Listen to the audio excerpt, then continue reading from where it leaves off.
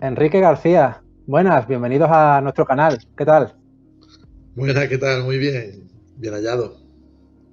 Bueno, pues aquí estamos para hablar un poco de cine, hablar un poco sobre tu carrera y sobre lo que se avecina en el mundo del cine con esto del tema del COVID. Pero antes que nada quería hacer un repaso a tu carrera, que es una carrera que yo he seguido y que me parece una carrera muy interesante porque nunca te has acotado a un solo género y me gustó mucho tu puesta de largo y no tiene nada que ver tu primera película con tu segunda, etcétera, etcétera, ¿no? Entonces yo me gustaría preguntarte, pues, ¿cuáles han sido tus mayores referentes? ¿Cuál ha sido lo que te ha impulsado a hacer cine? Y luego hablaremos de cómo ha sido, pues, un poco tu recorrido hasta llegar al largo.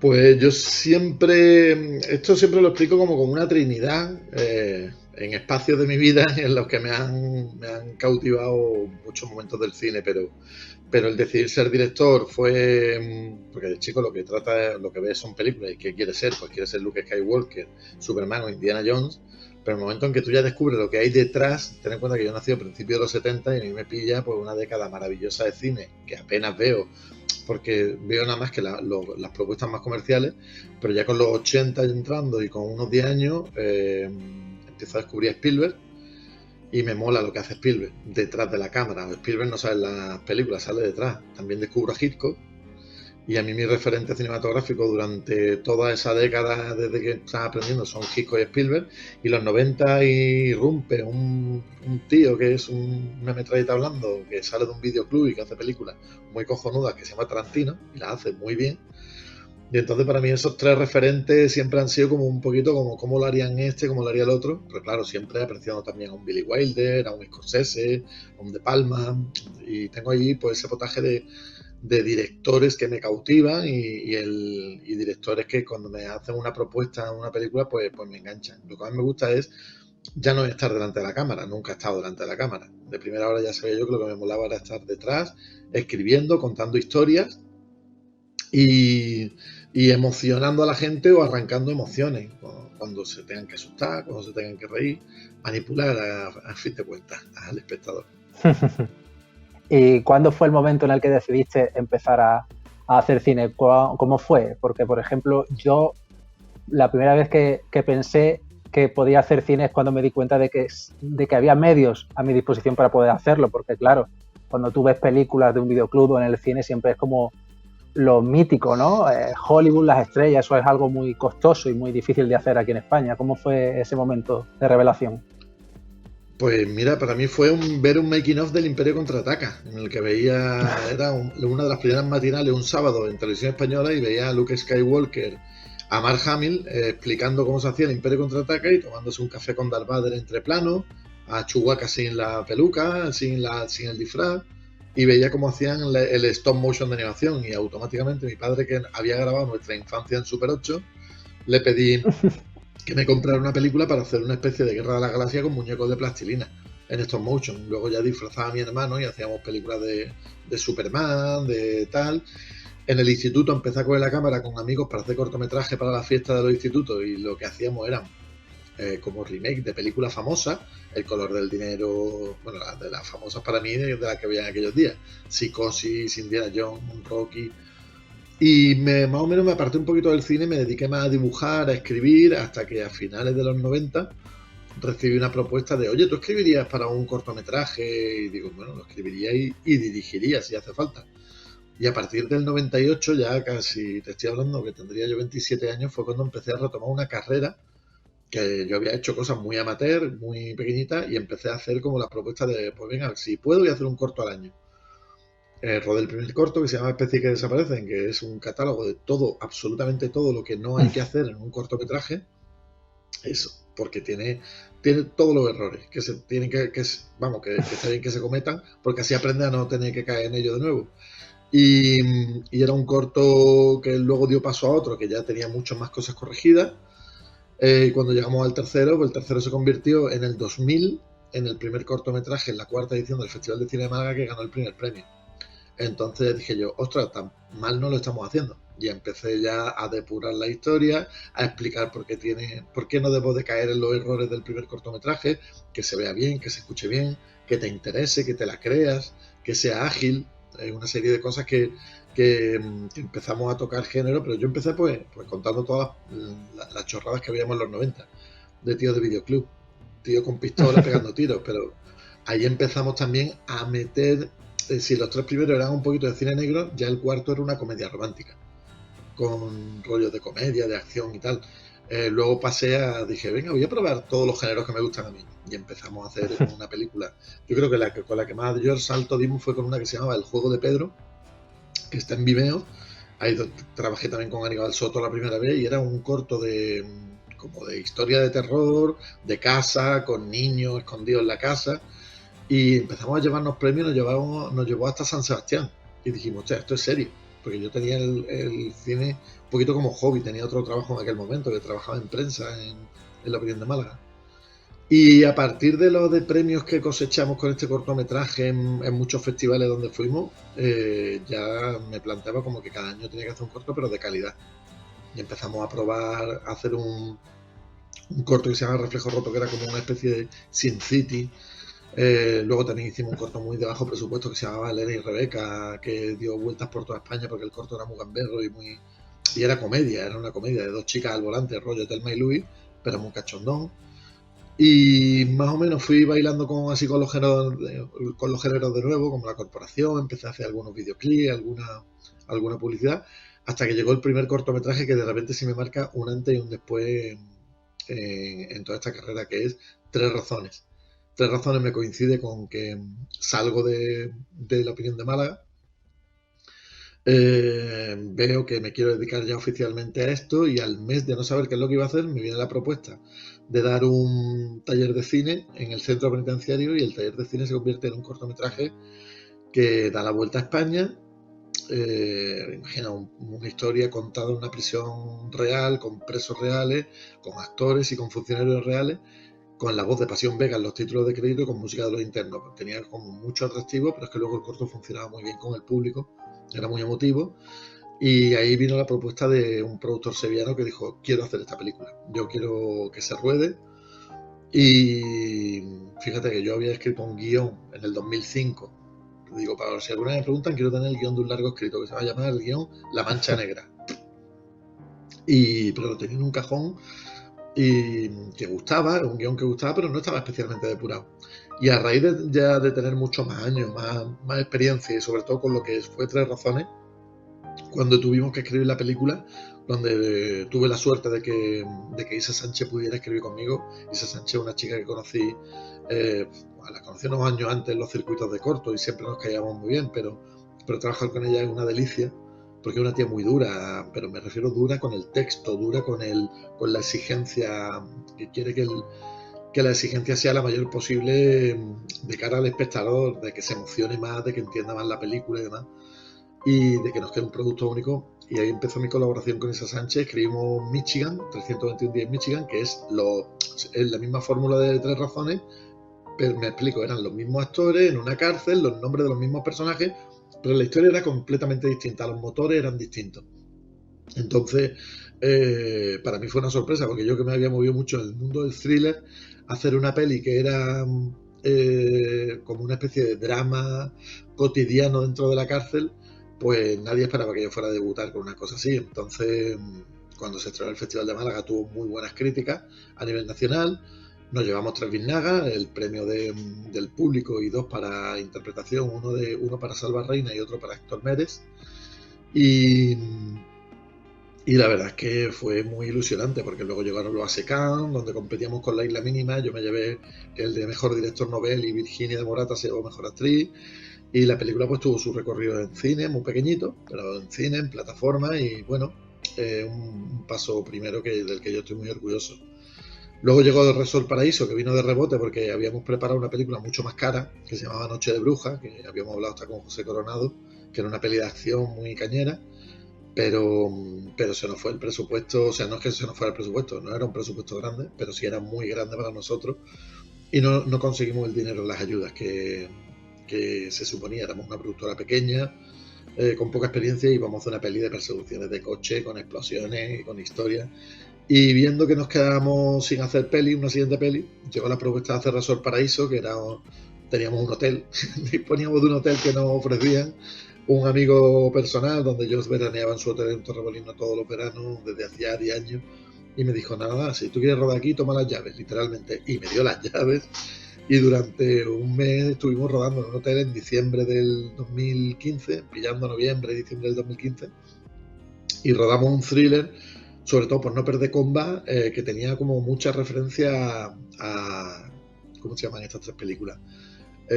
Calma Total, que eran dos personajes en un barco y un tercero con un psicópata que llegaba, o El Cabo del Miedo, o sacar también un poquito la claustrofobia de vivir dentro de un espacio cerrado en un hotel, como era El Resplandor. O sea, eran un poquito los referentes, pero sobre todo hacer una cosa que al público lo tuviera muy entretenido, que el público estuviera con el corazón en un puño. Y bueno, era un ejercicio de género.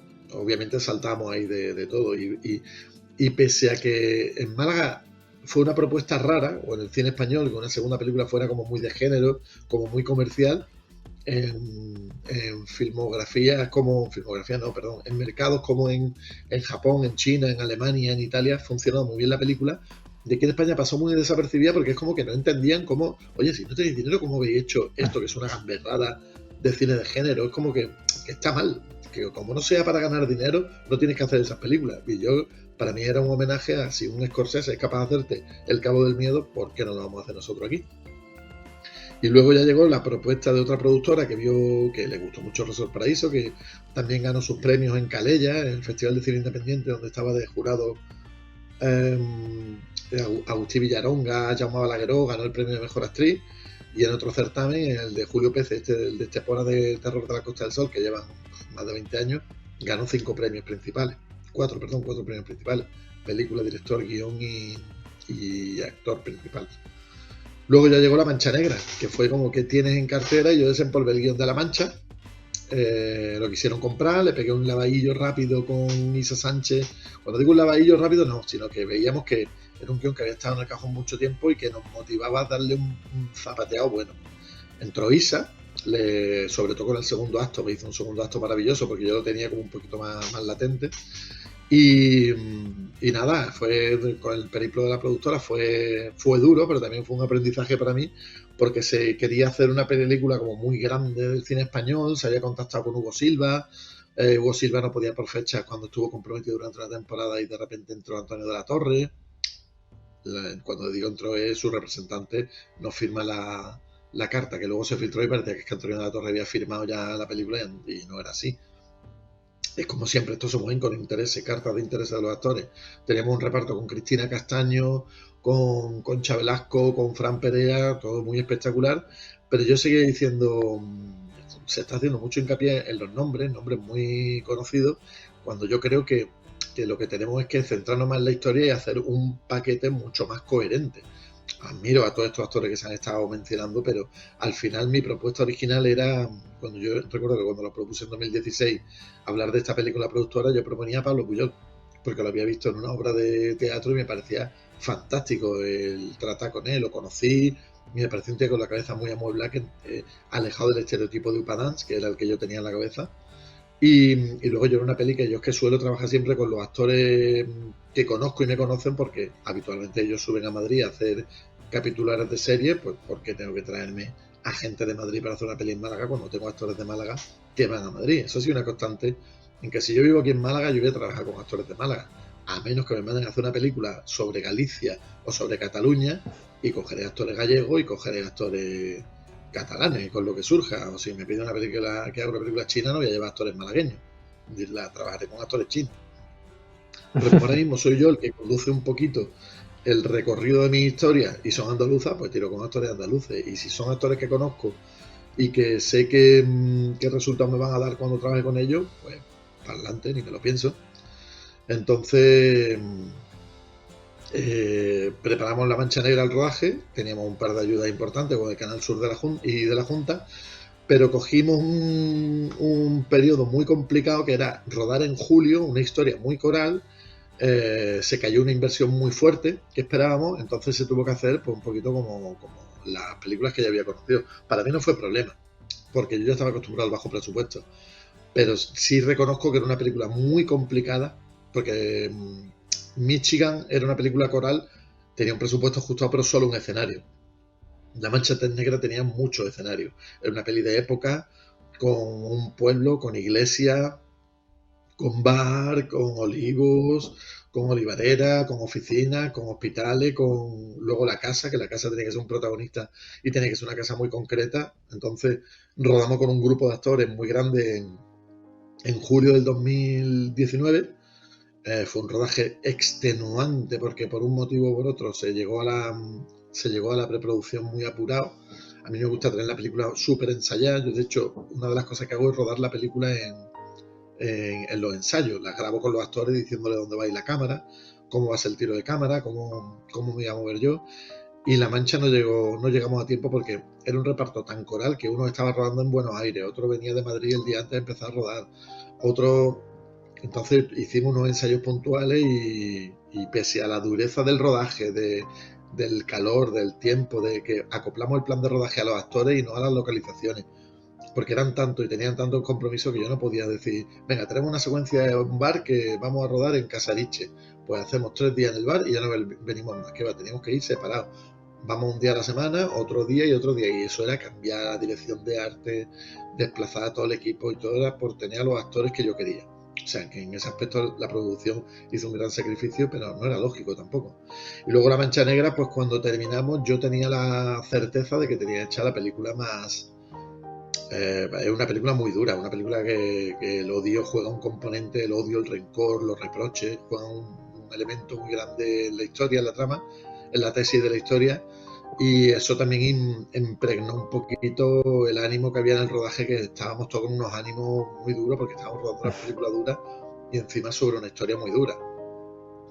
Cuando la terminamos fue para mí, como decir, ya me he sacado el clavo del primer guión que escribí, el primer largometraje, y ahora empezamos a trabajar con ella, y trabajar con ella nos dimos cuenta de que pese a la dureza del rodaje que habíamos tenido, tenemos una película con una fotografía preciosa, el sonido que nos hicieron aquí en Málaga es espectacular, la banda sonora que me compuso Jesús Calderón está interpretada por la Sinfónica de Jaén y suena de maravilla, y yo cuando me desasocié emocionalmente de la dureza del rodaje como tal y pude verla en una pantalla con público en un pase reducido que se hizo en Madrid para una distribuidora, dije, hostia, pues ha quedado chula la peli, pues, y estoy muy contento de la peli, pero reconozco que si fuera un duro el rodaje de Michigan y el de Resort, que parece que fue más duro, pero realmente fue más divertido que duro, La Mancha Negra fue un vía crucis y el resultado sí, creo que sí ha merecido la pena. ¿Qué problema hemos tenido después con La Mancha Negra? El puñetero COVID, ¿os suena? Imagínate, tener una película en un cajón, no puede moverla como quiere, no puede estrenarla como quiere, no puede hacer ni siquiera un pase de equipo, porque ¿qué te va a traer? A gente de los que han participado, que están viviendo en Madrid, por ejemplo Pablo, o lo pillas en Málaga o lo pillas en Madrid seguro, pero vamos a hacer un pase si lo pillas en Madrid no se puede mover, o al resto de los actores, o vamos a coger una sala para que solamente puedan venir 50 personas y 50 somos en el equipo, para ir a verla con un acompañante y demás.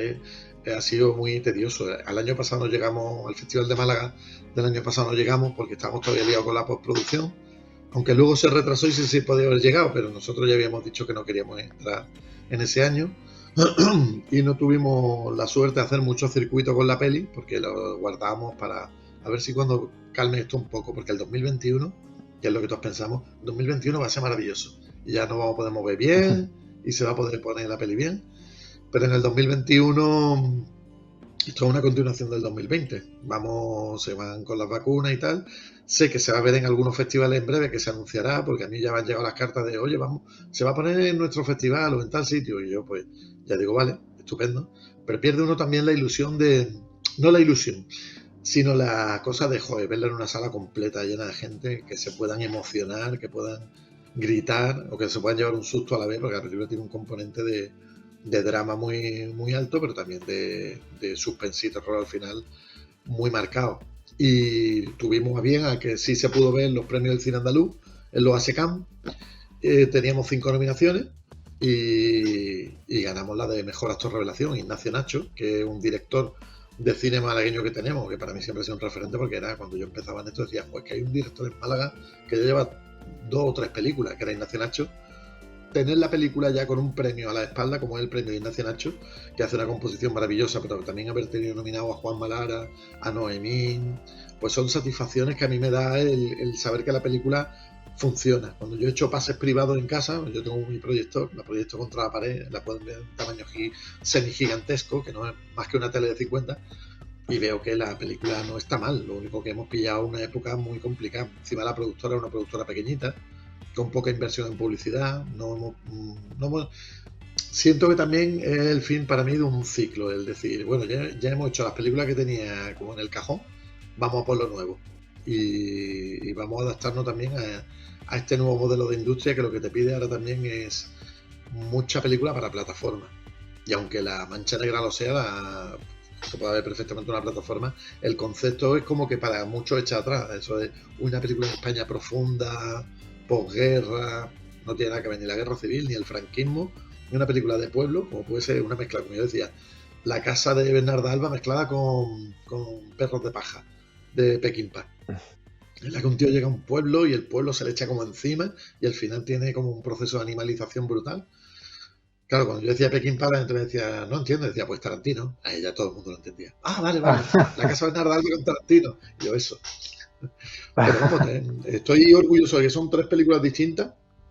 Todo eso sin contar el capítulo de Maniac Tales, que también se me encargó para esta peli de terror que se rodó en Málaga, un capítulo. Y yo tenía el guión de un corto que se llamaba Mi hijo, que era como muy psicosis, pero a la inversa, y muy psicópito, bueno, ¿cómo estoy? Psicótico. Psicópata. Era un corto muy psicótico y yo jamás pensé que lo fuera a hacer hasta que me hicieron la propuesta de oye, ¿se te ocurre una historia maníaca? Y digo, sí, aquí está, pum, y me dieron luz verde, fueron 4 días de rodaje y ahí está metido en una peli. Entonces para mí fue como si rodáramos un corto realmente.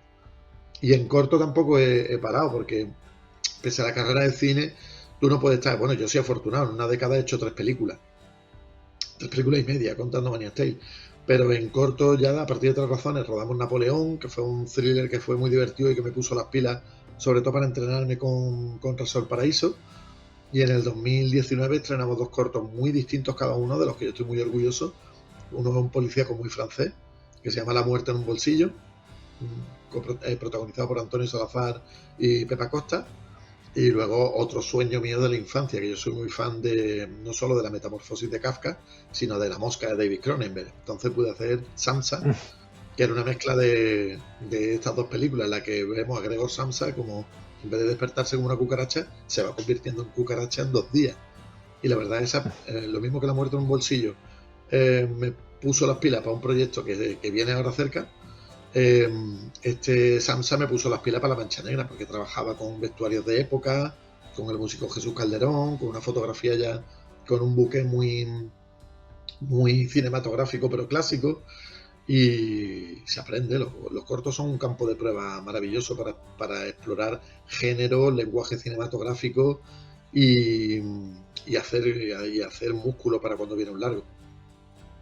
Claro, exacto. A mí me gustan mucho los cineastas que no reniegan del corto. Al final el corto es otro formato diferente, es como hacer documental y me parece genial pues que sigas contando historia independientemente del formato. Es como si ahora te encargan una serie, pues yo creo que la encargarías igual, ¿no? Maravilloso. Que con el mundo de la serie también he estado un par de veces rozando el poste, de que estaba a punto de entrar en un par de series en un momento dado, pero no se ha dado, ya sea por el COVID o porque no en las negociaciones a última hora se descuelgan las cosas, pero sí he estado muy cerquita de haber dirigido serie aquí,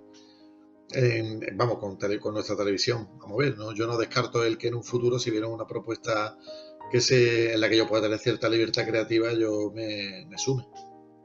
Claro. Ahora voy a dar paso a nuestro compañero Manu, para que te va a hacer una serie de preguntas. Adelante, Manu.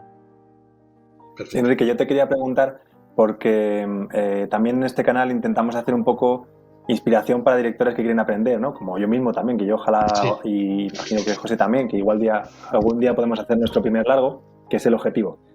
Entonces, veo que has dicho que tus influencias son los directores que renovaron el cine clásico, Spielberg, Scorsese, Brian De Palma y estos, la generación esta de California. La generación de la barba. Sí. La generación de la barba, Coppola, De Palma, Scorsese, Lucas y Spielberg. Lucas un poquito menos, pero bueno, tiene Star Wars, que eso es sagrado. Sí, Lucas es la franquicia, eso también es otro objetivo a plantearse. Oye, yo te quería preguntar, ¿cuál sería tu peli ideal? Si tuvieras recursos ilimitados para hacernos una idea de lo que te gustaría hacer, ¿cuál sería tu peli ideal? Sí, es que mira, yo es que no es mi peli ideal, las dos pelis que yo más he visto, he analizado, incluso he dado clase con ellas, son Psicosis, de Hitchcock, que me parece el manual perfecto para contar una historia intrigante y manipular al espectador, y a nivel técnico, Jungla de Cristal. Jungla de Cristal es que coja por donde la coja, guión, interpretación, estructura, espacio, movimientos de cámara, fotografía, sonido. Me parecen dos películas perfectas. Pero a mí me gustaría, a ver, pues esto volvemos a lo de siempre. Para mí, ¿cuál es la película que me gustaría hacer? Pues con la que estoy trabajando ahora. La que estoy trabajando ahora es una peli que, si salen las cosas bien, para finales de este año, si Dios quiere, estamos pegando claquetazos. Y aunque tiene toda la pinta de que será, si no octubre, noviembre, va a ser febrero, marzo del año que viene. Y es una peli pequeñita, pero una película cargada de emoción y de suspense, en un espacio muy pequeño. Ahora nos están pidiendo historias que tengamos que hacer así. Y, hombre, a mí claro que me gustaría rodar un Lauren de Arabia, con espacio abierto, con una historia tan grande, pero también soy consciente de que la cinematografía que tenemos y el modelo de industria que tenemos, con contar una historia ya nos tenemos que sentir agradecidos. Así que lo que quiero es sacarle partido a los espacios que tenga. Y una película en un espacio pequeño con un reparto limitado puede ser igual de vibrante que rodar Lauren de Arabia. Imagínate Tarantino haciéndose su Ocho Odiosos, que es su remake en el oeste de Reservoir Dogs, que son espacios muy claustrofóbicos, muy pequeños y tal. A mí me gustan una película que cuando me tenga que sentar a analizar paso por paso cada campo, cada arte que atesora, como puede ser la edición, la fotografía, la música, el sonido, la interpretación, el guión, yo vea que es sobresaliente. La Mancha Negra estaba concebida para que tuviera la mayor excelencia que pudiéramos dar en cada uno de esos campos. Entonces, si no llegamos a las cimas que yo esperaba, a las cotas que yo esperaba, porque volvemos a decir que sobre el papel es todo muy bonito.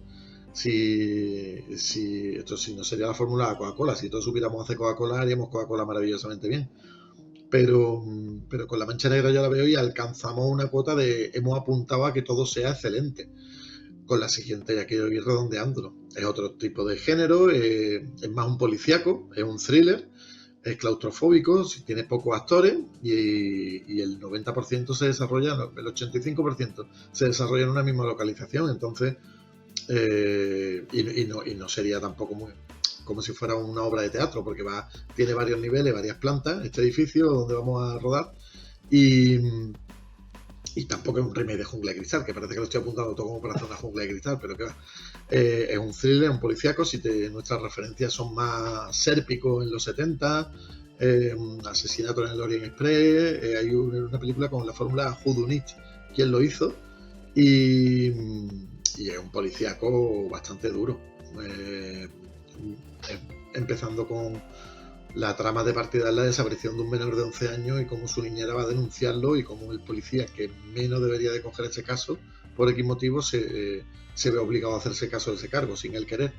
Entonces estamos ahí puliendo con los script doctor, dando versiones, pero planteando escenarios alternativos del tipo, ¿y si no pasa esto así? ¿Y si pasa así? Que cuando digo escenario me refiero a situaciones, porque el escenario sí tengo claro que es la comisaría, sobre todo para que en este tiempo de rodaje de COVID que no haya grandes desplazamientos donde tengamos que meter a mucha figuración, sino que sean espacios muy, muy, muy controlados. Y está siendo otra forma de hacer cine, donde ya lo que estamos valorando es la plataforma va a querer esto, la plataforma va a querer lo otro, y llegas pues a unas negociaciones que antes lo que te planteaba es una sala completa, una pantalla gigantesca, a ver cómo aprovecha cada cuadro, cada ángulo de cada espacio del cuadro, y ahora pues inclusive los formatos de duración. ¿Cuánto dura tu película? Pues puede durar 1 hora 40. ¿No puede durar 1 hora 25? Y digo, sí puede durar 1 hora 25, claro que puede durar, pero vamos a tener que sintetizar muchas cosas, vamos a tener que cortar secuencias, vamos a tener que bueno, adaptarnos a los tiempos de que ahora lo que piden es un cine de un consumo doméstico en casa, y que yo, pese a todo, yo lo que estoy diciendo, yo termino la película y yo entrego un DCP, pero yo quiero que se vea para un cine. Yo quiero que tenga una fotografía oscura, que tenga un grano, que tenga si puedo trabajar con un panorama, con anamórficas mejor, si puedo trabajar con un 2.35 mejor todavía, que yo no quiero el formato cuadrado, aunque ahora Zack Snyder nos lo ha puesto como más complicado, porque ya la gente aprieta más. Que es lo que yo digo, yo Sansa lo hice en ese formato, yo Sansa lo quería en 4/3, ahora va a venir Zack Snyder a decirnos el formato como tal. Se ha copiado. Bueno, se ha copiado eso. ¿Te imaginas? Es que se me ha copiado Zack Snyder. No, sí es verdad que cada proyecto lo que hace es sembrar inquietudes nuevas, mejorar las cosas pasadas y sobre todo pulir a un equipo en el que yo ya he trabajado técnicamente, como el director de foto Crespillo, músico Jesús Calderón, que me parecen unos talentos que están completamente infravalorados en nuestra tierra, porque realmente, como están haciendo otros trabajos de supervivencia, y tampoco tenemos oportunidad de hacer una película una vez al año, ni que fuera yo Woody Allen o Clint Eastwood en sus buenos tiempos, y ya cuesta mucho trabajo hacer una película en Andalucía como vamos, nosotros somos benditos en el aspecto en que nos siguen encargando, oye, ¿qué es lo que tenéis? Siempre hay alguna productora que dice, ¿qué tenéis en el fondo del cajón? Y si no lo tenemos, lo creamos, si no lo tengo, lo creo. Pero sí, la historia es seguir creando. Es que no es fácil hacer industria del cine en Málaga. Aunque sea una ciudad con un festival de Málaga, aunque haya muchas productoras, rodar películas en Málaga es muy, muy, muy complicado, porque no hay una filosofía de industria.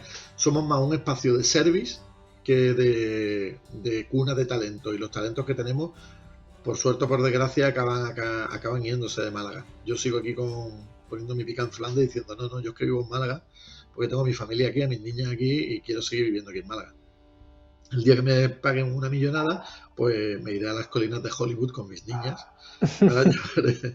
Pero a día de hoy yo trato de hacer industria de Málaga dirigiendo, y de verdad que vienen muchos rodajes de fuera, pero es muy complicado encontrar directores de Málaga año a año luchando por defender un proyecto y sacarlo para adelante. Para mí la meta es, imagínate, si yo consiguiera hacer una industria aquí, pero es complicado, muy complicado. Málaga es muy complicado para ese tema. Málaga es una ciudad que le ama el cine, lo adora, pero a la hora de crearlo tiene muchos claroscuros. Valiente titular que lo acabo de soltar, madre mía. Luego me meto berenjenales. Una vez, antes habíais sacado una foto que salía mía de Resort Paraíso con 2 carteles. Recuerdo que fue un titular que dije en prensa, que era: en Málaga hay más corazón para rodar que cabeza para estrenar. Esa foto. Hay más corazón para rodar que cabeza para estrenar. Y madre mía, si hubo gente que se lo tomó a mal, no, que nosotros sí tenemos cabeza. Y digo, sí, Málaga está a la cabeza del cine nacional por vuestra cabeza, si somos todos unos monstruos. Málaga es muy difícil, es muy complicada. Y bueno, yo sigo diciendo lo mismo. Yo soy ciudadano del mundo, como decía Humphrey Bogart en Casablanca.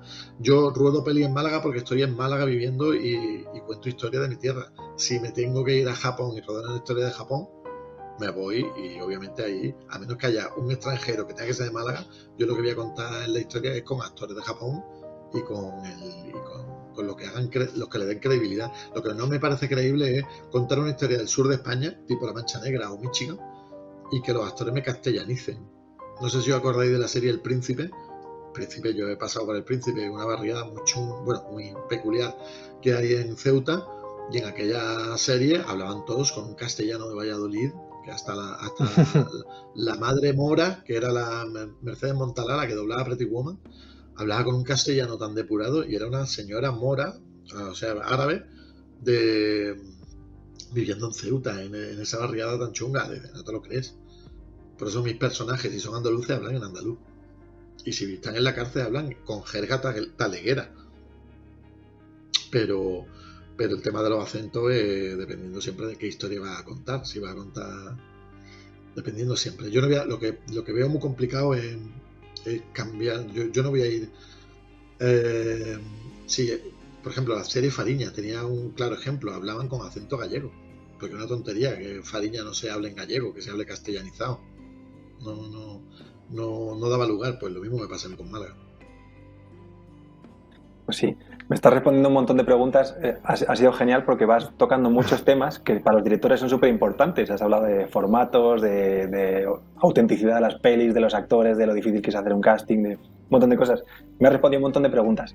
A lo que yo te quería preguntar también es, para los aspirantes actores, ¿cuál es el consejo que tú les darías para hacer buenas pelis? Como a los directores en general. ¿A los directores o a los actores? Directores.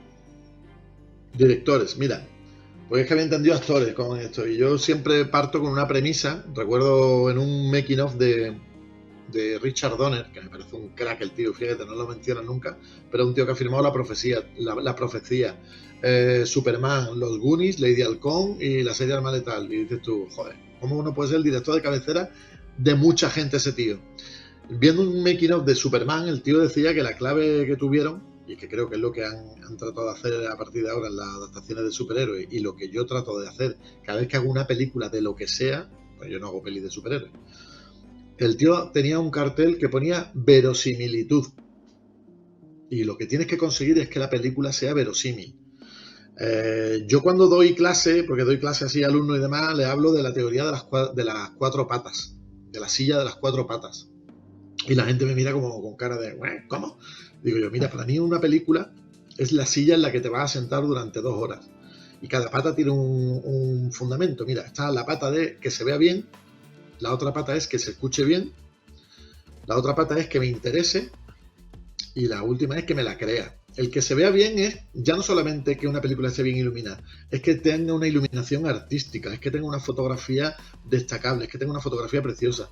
El que se escuche bien no es solamente el que tú entiendas los diálogos, que parece una tontería, pero hay muchas pelis españolas, yo recuerdo ver Belle Époque y no enterarme de los diálogos, es que tú te enteres de todos los diálogos, que el sonido sea creativo, que sea limpio, que la música sea bonita y que acompañe a la película. Y ahora vamos a las partes jodidas. Que te la creas, podría ser que el vestuario sea el acorde, que los escenarios estén bien construidos y sean los propios, pero realmente el que te la crea parte de que los actores te den verosimilitud. Si los actores no te dan verosimilitud, si los actores están acartonados, no te la vas a creer. Y luego la última pata, no por ello la menos importante, es que te interese. Y ese es el guión. Si a ti una historia no te interesa, por mucho que tenga buenos actores, buena fotografía, buena música, buen sonido, si no te interesa, si te están poniendo Pearl Harbor, no me interesa. Bueno, miento, Pearl Harbor sí te interesaría. Ahí lo que pasa es que no te interesa el guión, cómo se desarrolla, ni te crees a los actores. Entonces, si os fijáis, cada película tiene un algo de, sí, pero es que no se ve bien, o es que es muy oscura. En el mundo de los cortos, el problema suele ser sobre todo técnico. Es que no se escucha bien, es que no se ve bien. Pero luego también hay una parte de es que no me interesa o no me la creo, ¿sabes? Entonces, imaginaros. La última pregunta que te quiero hacer, Enrique, es el salto al largo. El camino estándar, digamos, que todos los directores toman es hacer cortos hasta que se han entrenado bien y luego hacer su propio largo, autofinanciarse o buscar una productora y vender un guión o lo que sea. ¿Tú qué recomendaciones tienes, o basado en tu experiencia o basado en cosas que has visto? ¿Tienes consejos en este sentido? Tienes que tener algo en la cartera, ¿vale? Tú tienes que tener la cartera bien. Cuando me refiero a la cartera no me refiero al dinero, me refiero a que tú tienes que tener una muy buena idea. Tienes que tener muchísima seguridad en que merece la pena rodar esa película y la tienes que contar con con pasión. Tienes que estar apasionado con esa historia. Si tú es imposible vender algo en lo que no crees. Yo he ido a cada charla con productores, he tenido muchísimas charlas. No todos los proyectos se han cristalizado, pero cuando se han cristalizado, todos los que se han cristalizado, he ido yo defendiéndolos a capa y espada, con muchísima energía, y sobre todo teniendo en cuenta de que tú tienes que contar también una cosa que sea factible hacerla en una industria que es muy complicada. Esta industria, ten en cuenta que los que manejan el dinero no tienen por qué saber de cine, saben de dinero. Y tú les tienes que hacer ver que merece la pena hacer tu película. Entonces tienes que tener una película que esté muy bien construida, donde tú tengas una idea muy clara de por dónde pueden salir las cuentas, donde técnicamente tú puedas incluso mostrarla. Yo soy dibujante y lo que hago es mostrar los storyboards. Entonces, cuando ya interesa la idea, el concepto principal, si encima ves que la tiene bien argumentada visualmente, pues mejor que mejor. Pero fíjate que a lo mejor el consejo más sencillo, más simple que os puedo dar es decir que sí. Decir, sí lo puedo hacer, sí puedo rodar, sí tengo la energía y las ganas. Yo a cada propuesta que me han hecho del tipo, ¿pero tú eres capaz de rodar tal película? Sí. ¿Tú eres capaz de hacerte cargo de un rodaje? Sí. Y demostrarlo, por supuesto. Para eso siempre ayuda haber hecho mucho callo con los cortos. Cada corto, cada publicidad, cada videoclip, porque los videoclips que yo hago son mini historias. Es la opción de que se te quita el miedo al botón rojo que pone rec, que parece que no, pero es una responsabilidad muy grande el contar historias. Entonces, si estás entrenado, el cuerpo te pide algo. Eso va solo. Esto se ha acabado, ha sido un placer tenerte aquí. Se nos ha hecho muy corto, ¿verdad? Gracias a vosotros. ¿Cómo, perdón? Se ha hecho corto porque no he parado de hablar yo. No, porque estoy acostumbrado a dar la charla con los alumnos y a mí me sigue motivando mucho. Yo llevo con el mismo motor desde los 12 años de querer contar historias. Si quieres contar historias, ¿sabes? El que es como, a mí porque es el cine lo que me motiva, pero el que escribe libros, el que escribe guiones o el que compone música, ese tiene un motor que no, es una burbujita que tiene dentro que tiene que salir. Y para mí, cuando ya he hecho tantos cortos, lo que veo es siempre la forma de, ¿se puede hacer largo? Vamos a echar los números, ¿cómo sería una propuesta? Porque los productores necesitan no solamente la propuesta argumental, sino el decirle, ¿y se puede hacer con poco dinero? Entonces, maravilloso. O esta es más cara, pero va a merecer la pena porque se va a contar así, así, así. Y tener un poquito también las ideas claras, los pies en la tierra, saber cómo es esta industria un poquito, conocerla. Yo ya sé un poquito más por viejo que por diablo. Así que no parar de hacer, que te pillen siempre, que las musas te pillen currando. Pues nada, muchas gracias, Enrique, un placer tenerte en el canal. A vosotros. A los que nos estáis viendo, ya sabéis, clic, suscribirse, etcétera, etcétera. Nos vemos en el próximo vídeo. Muchas gracias. Chao, Enrique.